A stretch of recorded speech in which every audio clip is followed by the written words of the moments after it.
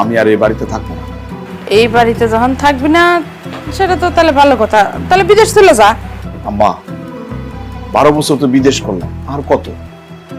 বিদেশ করতে না আমার মন চায় না, তাই সিদ্ধান্ত নিছি এখান থেকে দূরে কোথাও গিয়া ব্যবসা করব।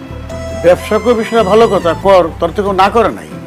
আব্বা ব্যবসা করতে তো টাকা লাগবে, আমার হাতে তো ক্যাশ টাকা নাই। আমি তো অনেক বছর বিদেশ করলাম, টাকা পয়সা পাঠাইছি, সব তোমার অ্যাকাউন্টে পাঠাইছি, সে টাকা দিয়ে তো বাড়ি ঘর জমি জমা কিনছো। আমি বলতে চাইতেছি কি, আমার টাকা দিয়ে যে জমি জমা কিনছো সেই জমি জমা আমার বুঝাই দাও, আমার নামে লিখে দাও, আমি ওই জমি বেচে ব্যবসা শুরু করবো। এই খবরদার ফালতু কথা কবি না। কিসের সম্পত্তি তোর? সম্পত্তি সব আমার নামে, সব সম্পত্তি আমার, তোর কোনো সম্পত্তি নাই। আমি জানি সম্পত্তি তোমার নামে, কিন্তু বিদেশে গিয়া তো আমি টাকা পাঠাইছি, আমার টাকা দিয়ে সম্পত্তি কিনছো। তুই টাকা দিচ্ছ, আমি জমি কিনছি, আমার নামে রেজিস্ট্রি করছি, বাস। কোথায় আছে না এখন যে কাগজ তার জমি তার, আমার নামে সম্পত্তি, তুই কানা করিও পাবি না, সব কথা আমার কাছে। আব্বা আল্লাহর দোহাই লাগে আমার লগে এত বড় বেইমানি করো না। আমি বিদেশে গিয়া মাথার গাম পায়ে ফেলে এই টাকা রোজগার করছি, সেই টাকা তোমার অ্যাকাউন্টে পাঠাইছি, সেই টাকা দিয়ে জমি জমা কিনছো। বা বিশ্বাস করো, আমি একটা কানা করিও আমি কোনো জায়গায় জমাই নাই, সব টাকা আমি তোমার দিয়ে দিছি। এখন তুমি যদি আমার লগে বেইমানি করো, আমার কোনো জায়গায় যাওয়ার জায়গা নেই। আব্বা আমার রাস্তায় নামতে হইব। আব্বা আব্বা আমি হাত জোর করে অনুরোধ করতেছি, আমার টাকা দিয়ে যে সম্পত্তি কিনছো সেই সম্পত্তি আমার বুঝাই দাও আব্বা।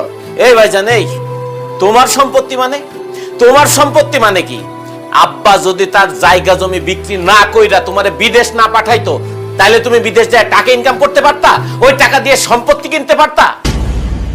আব্বার জমি বেচা টাকা দিয়ে তুমি বিদেশ গেছো, আর সেই টাকা দিয়ে সম্পত্তি কিনছো, সেহেতু সব সম্পত্তির মালিক আব্বা, আর তার অর্ধেক মালিক আমি। তোমার মুখ সামলায় কথা বল। আসার পর থেকে তুই আমারে অনেক অপমান অপদস্থ করছিস, অনেক কিছু সহ্য করছি। আব্বা আমি শেষবারের মতো বলতেছি, আমার সম্পত্তি আমার বুঝাই দাও, না হলে কিন্তু খুব খারাপ হয়ে যাবে। বিয়াদব পোলা, হ্যাঁ? তোর কত বড় সাহস! তোরে কি আমি এই দিন ঢাল লেগে জন্ম দিছিলাম?